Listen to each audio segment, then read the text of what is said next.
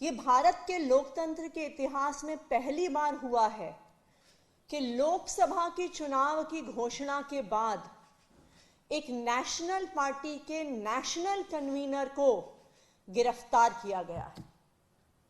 ये बिल्कुल साफ है कि अरविंद केजरीवाल जी की गिरफ्तारी भारतीय जनता पार्टी की एक राजनीतिक साजिश है।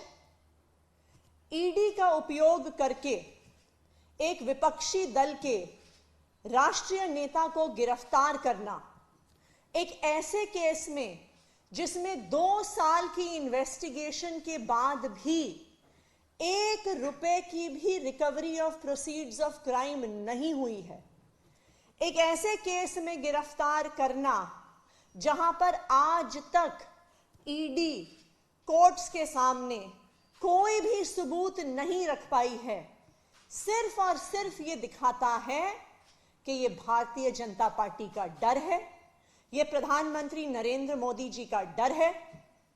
प्रधानमंत्री नरेंद्र मोदी जी को, भारतीय जनता पार्टी को ये लगता है कि अगर देश में कोई एक नेता है जो उन्हें चैलेंज कर सकता है तो उस नेता का नाम अरविंद केजरीवाल है।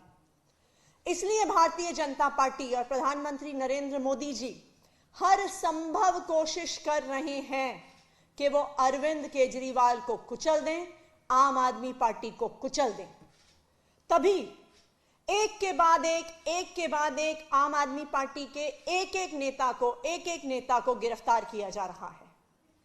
आज आम आदमी पार्टी के number 1, number 2, number 3, number 4, number 5 के सारे नेताओं को झूठे आरोपों पर भारतीय जनता पार्टी शासित केंद्र सरकार और उनके पॉलिटिकल हथियार एनफोर्समेंट डायरेक्टोरेट ने गिरफ्तार कर लिया है। लेकिन मैं भारतीय जनता पार्टी को यह बताना चाहती हूं कि अरविंद केजरीवाल सिर्फ एक मुख्यमंत्री नहीं है, अरविंद केजरीवाल सिर्फ एक नेता नहीं है, अरविंद केजरीवाल एक विचार है, अरविंद केजरीवाल एक प्रेरणा है। अरविंद केजरीवाल वो आदमी है जो अपनी आईआरएस की नौकरी छोड़कर, इनकम टैक्स की नौकरी छोड़कर दिल्ली की सड़कों पर उतरा था इस देश के लोकतंत्र को बचाने के लिए, इस देश के संविधान को बचाने के लिए। और आज अगर आपने चुनाव से जस्ट पहले अरविंद केजरीवाल को गिरफ्तार किया है, उनको कैंपेन में जाने से रोकने के लिए गिरफ्तार किया है, तो मैं भारतीय जनता पार्टी को बता दूं कि आप एक अरविंद केजरीवाल को गिरफ्तार कर सकते हैं, लेकिन हजारों अरविंद केजरीवाल दिल्ली की सड़कों पे और देश की सड़कों पे उतरेंगे इस देश के लोकतंत्र को बचाने के लिए। आज भारतीय जनता पार्टी ने लोकतंत्र को खत्म करने का कोई प्रयास नहीं छोड़ा। हम देख रहे हैं कि किस तरह से एक के बाद एक सभी विपक्षी दलों पे और सभी विपक्षी नेताओं पे हमले हो रहे हैं।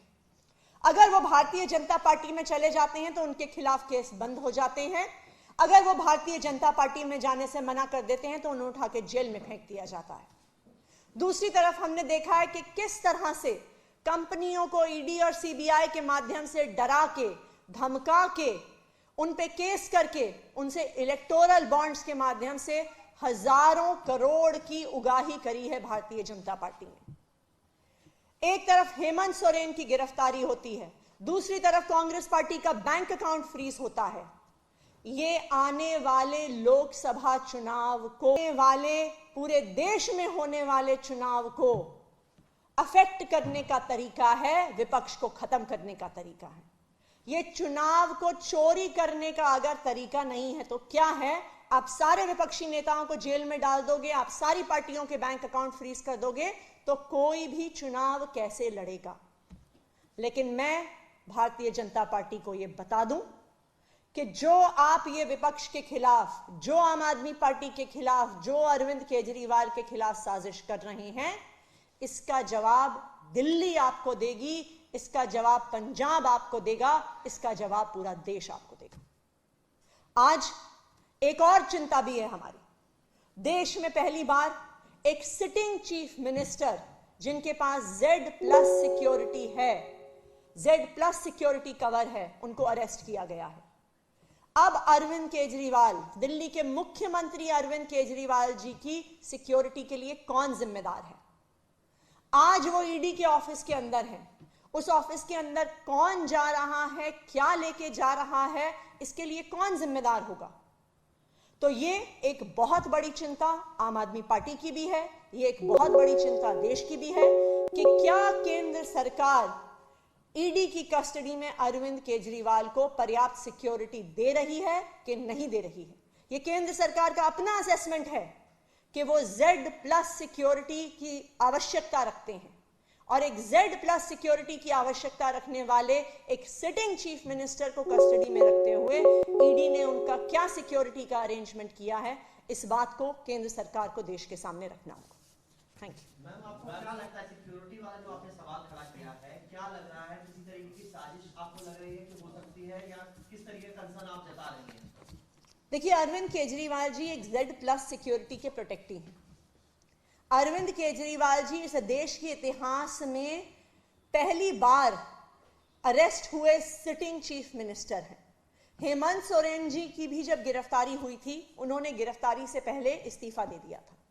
तो आज ये बहुत बड़ा सवाल है कि एक सिटिंग चीफ मिनिस्टर को जो सिक्योरिटी मिलनी चाहिए, क्या उनको ईडी की कस्टडी में मिल रही है?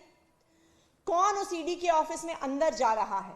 जिस लॉकअप में अरविंद केजरीवाल हैं, उस लॉकअप में कौन जा रहा है, उनकी क्या चेकिंग हो रही है, उनके पास क्या मटेरियल है, इस सब के लिए कौन जिम्मेदार होगा? एक कारण है कि एक सिटिंग चीफ मिनिस्टर को, एक संवैधानिक पद पे बैठे हुए व्यक्ति को Z+ सिक्योरिटी दी जाती है, क्योंकि उनके लिए कहीं से भी बड़े सिक्योरिटी के खतरे हो सकते हैं। लेकिन आज जब एक सिटिंग चीफ मिनिस्टर को ईडी की कस्टडी में ले लिया जाता है, तो उनकी सेफ्टी और सिक्योरिटी के लिए कौन जिम्मेदार है, इसका जवाब केंद्र सरकार को देना होगा। सुप्रीम कोर्ट में भी इस पूरे मामले में सुनवाई है, वहां से कितनी उम्मीद है आप लोगों को? देखिए, हम सुप्रीम कोर्ट से ये उम्मीद करते हैं कि सुप्रीम कोर्ट जिसने बार बार कहा है कि लोकतंत्र की हत्या नहीं होनी चाहिए, आज वो सुप्रीम कोर्ट ना सिर्फ आम आदमी पार्टी को, ना सिर्फ अरविंद केजरीवाल को, बल्कि इस देश के लोकतंत्र को भी न्याय देगा। इस देश के इतिहास में ये पहली बार हुआ है कि मॉडल कोड ऑफ कंडक्ट लगने के बाद, चुनाव की घोषणा होने के बाद, देश में से 6 में से 1 नेशनल पार्टी के नेशनल कन्वीनर को गिरफ्तार कर लिया गया है। यह लोकतंत्र की लेवल प्लेइंग फील्ड का हनन नहीं है तो क्या है? आपने क्यों गिरफ्तार किया अरविंद केजरीवाल को चुनाव की घोषणा होते ही? क्योंकि आप चाहते हैं, भारतीय जनता पार्टी चाहती है कि वो चुनाव में कैंपेन ना कर सके, कि वो देश भर में जाके इंडिया गठबंधन के लिए कैंपेन ना कर सके।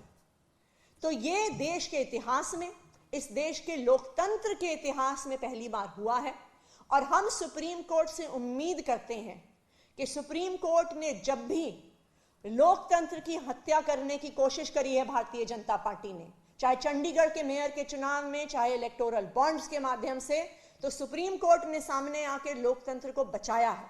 तो हम ये उम्मीद करते हैं कि उसी तरह से आज भी सुप्रीम कोर्ट लोकतंत्र की रक्षा करेगा। क्या इंडिया अलायंस के लीडर्स के साथ कोई कोऑर्डिनेशन चल रहा है इस वक्त? क्योंकि पहला मामला नहीं, आपके हेमंत सोरेन की पहली गिरफ्तारी हुई है, अरविंद केजरीवाल, तो एक यूनाइटेड प्रोटेस्ट और यूनाइटेड कॉल, कुछ प्लानिंग ऐसी है? हम लगातार इंडिया अलायंस के नेताओं से सबसे टच में हैं।